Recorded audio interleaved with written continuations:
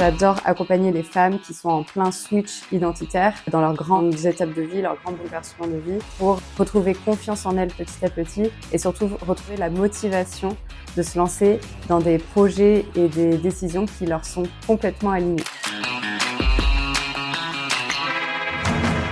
Je m'appelle Cléo Richetti, je suis à la fois formatrice, conseillère en bilan de compétences, formée à la méthode MO2I.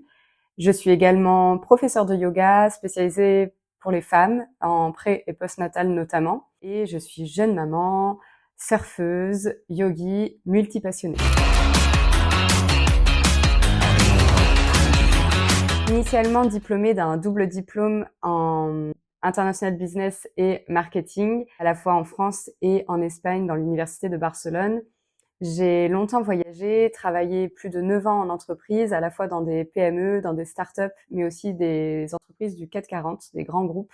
J'ai vraiment perdu sens et plaisir dans ce que je faisais sur mes postes. Et ça a été vraiment le déclic en 2022 lors de ma grossesse, où j'ai décidé de reprendre en main ma vie professionnelle pour retrouver justement du sens et du plaisir. Je me suis complètement reconvertie en me lançant notamment en tant qu'auto-entrepreneur, à la fois dans le yoga et dans l'accompagnement de l'humain avec du développement personnel. Mes accompagnements pour les femmes sont toujours organisés en 3 grandes étapes. La première, c'est la découverte de son MO2I, mode opératoire ou excellence d'action, à travers un atelier de groupe. Je trouve que vraiment le découvrir en groupe a une énorme plus-value.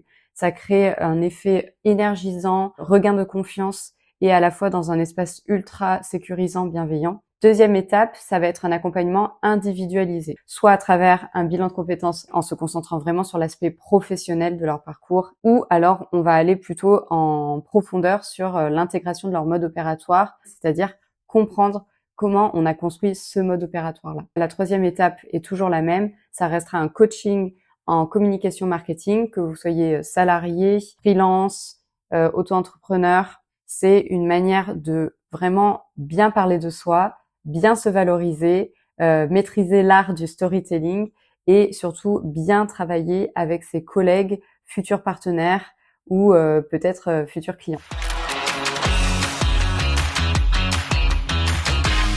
Et leur demander si elles prennent du temps pour elles en ce moment, si elles ont un temps dédié à leur bien-être dans leur quotidien.